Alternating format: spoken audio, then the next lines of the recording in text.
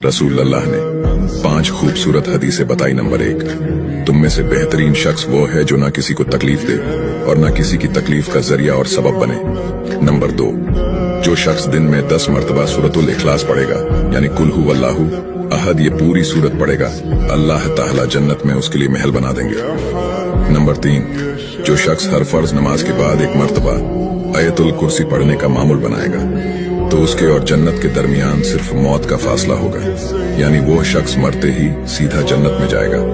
Number 5, जो शख्स घर से निकलते वक्त ये दुआ पढ़ेगा, बिस्मिल्लाहि तवक्कलतु अला अल्लाह ला हौला वला कुव्वता इल्ला बिल्लाह, तो अल्लाह ताला शैतान के शर से उसकी हिफाजत फरमा देता है और जिस काम को वो निकला अल्लाह ताला उसमें आसानी पैदा फरमा देता है।